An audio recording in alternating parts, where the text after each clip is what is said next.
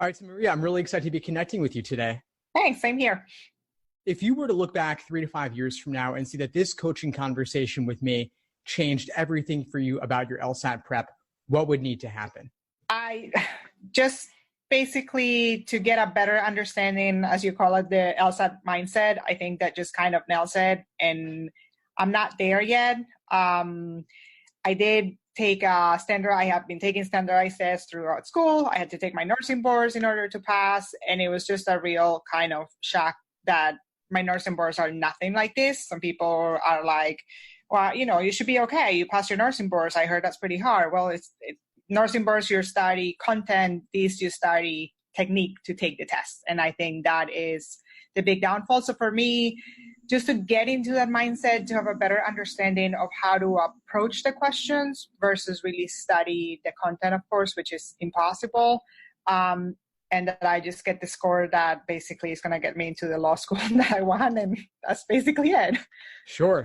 Those are big questions. So the mindset versus the content of the exam. Right. What's missing for you in your prep right now? How have you been, what's been giving you the biggest struggles? My biggest struggle, it's the logic games. I am kind of embarrassed to say that the first time that I took the LSAT, I pretty much guessed because A, I ran out of time, B, panicked at the point where on my second game, I couldn't, like the diagrams that I had set up were just not working, were not leading me anywhere. So at that point I panicked, and I honestly, for most of them, I think I just guessed. So to me, that is the biggest, it's time consuming, frustration, and I don't get it. Now, in all fairness, I just haven't really put the time to try to understand it. I did watch videos. I did use the book that I got when I first studied and before I took them. But, that is perhaps my biggest thing, following by the reading comprehension. It was difficult as well. Sure. Yeah, logic games especially are extremely intimidating at first. Total. Yep. But there is a method to the madness, and there is a plan of attack you can use so that step by step, day by day, you know exactly what to be doing over the course of your prep.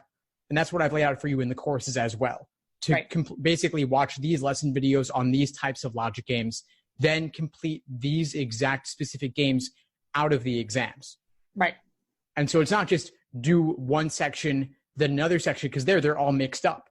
Right. I'd rather you have you do the ordering games first and start with the easiest ordering games, then work your way up to the more difficult ones. So you're progressing in a logical fashion within each category. Okay. I do have a question, I guess, that refers to the logic games given my circumstances the first time, and I'm hoping that's not going to be the case for the second and hopefully last. But in the event that, let's say I get it, I'm doing well, something happens, I run out of time, and I didn't keep track of my time, and now I don't really have the time. Is there really a method to guess, like to make the most appropriate guess, or there's really no such thing? For guessing, yes and no. I mean, you can certainly eliminate a couple of choices. Okay. What I recommend doing is you basically, in logic games, you have 3 types of questions. You have the initial orientation question, then the local if questions that give you a jumping off point. They'll say, like, if A is on 3, then what must be true? Then they'll have the global general question saying, which one the following in general must be true.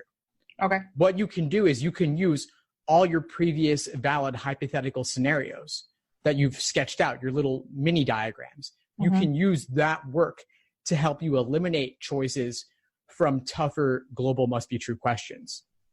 Okay. And so if you make use of that previous work and work more efficiently, that will help you eliminate some choices so that you can make a more informed guess between the remaining ones, and your odds will be higher. Okay.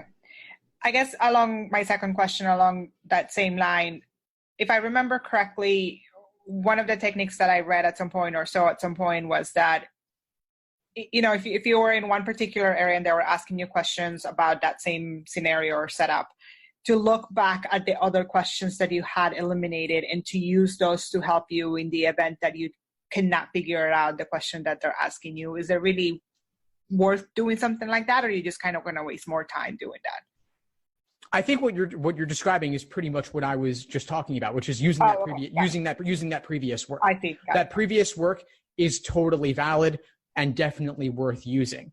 And so if you can keep your diagrams organized, keep them neat, don't ever erase previous work, always have it remain available to you in the future.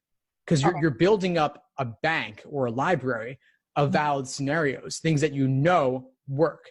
And so those could potentially help you in the future and help you either avoid having to draw new diagrams or help you more quickly arrive at the correct answer for a global question.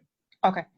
How is it working out? What have you heard with the digital LSAT? And I apologize if you addressed this during the webinar, but like I mentioned, I had to disconnect for a little bit for something for work. So I don't know if maybe I missed that specific part, but I'm reading that they're going to give you paper and you're able to do like scratch paper essentially.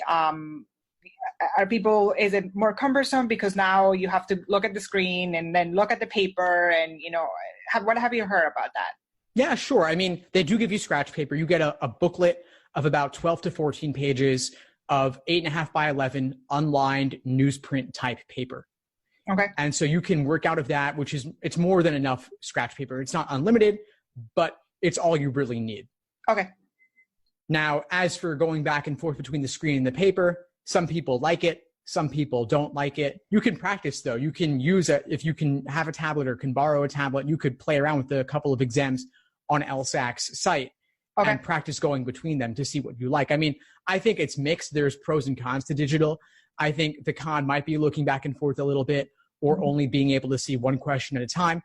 But on the plus side, there's a cool flagging questions feature. So you can mark off questions you'd want to come back to later and see at a glance everything you flagged to return to. And also bubbling is much faster. Instead of spending time filling in your oval with a number 2 pencil, with one tap of the stylus, you selected your answer. Got it. Okay.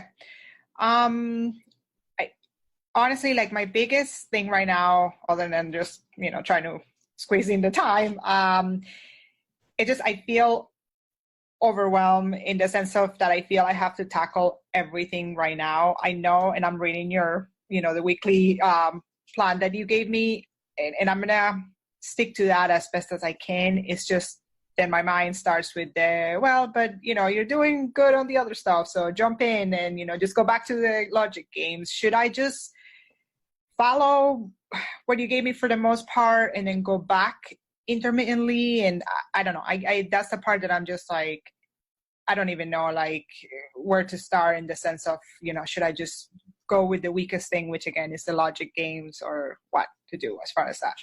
Yeah, sure. Well, the LSAT can be overwhelming. There's a lot of different sections, a lot of different question types, and it's unfamiliar. It's new. It's like a foreign language at first. Yeah. So I wouldn't want you to try and tackle everything at once, because then basically nothing is going to go well. Instead, divide and conquer one thing at a time. And that's what the plan is doing for you. So that step by step, day by day, you know exactly what to be focusing on. And trust that you will get to the other stuff later. And of course, you can flip ahead in the schedule and see we do end up covering everything in the end, all sections, all question types, but focus on one thing at a time. If you want to modify a little bit for weak areas, you can do that.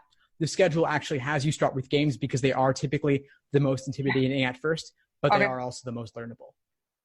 Okay, I'm glad to hear that. I read a little bit of that on the, when you said read this first. So I've been reading and I've been following you for a while, getting your emails. I have actually pretty much saved every single email that you have sent since I started following you. So it's something that was very important to me, and I think it's very true for a lot of things. But it's the fitting all of this into my day versus trying to fit, the other way around. Like I have to set up a time and kind of try to stick to that time. And of course, this week I'm like, okay, this is great. Like briefly mentioned, I have a job that allows me to work from home. So I have that flexibility to kind of squeeze in the time and do it. But this week has been a complete disaster. And while I'm not in the hurricane at all, I do manage Florida. So that's why it's impacting my work. It's, of course, now I have all of this extra work that I need to do because of the hurricane. But anyways, I think for me, that statement was pretty like, nope, I gotta put in the time and make it a routine where I am doing it and respecting that time. So that was pretty important to me to hear. I don't think I really ever thought of that. Excellent. Well, I'm glad you've got the routine to stick to. Again, the schedule is the guideline for you. That's your roadmap. That's your success plan. Follow that and stick with it, and you'll be fine in the end. All right. Sounds like a plan.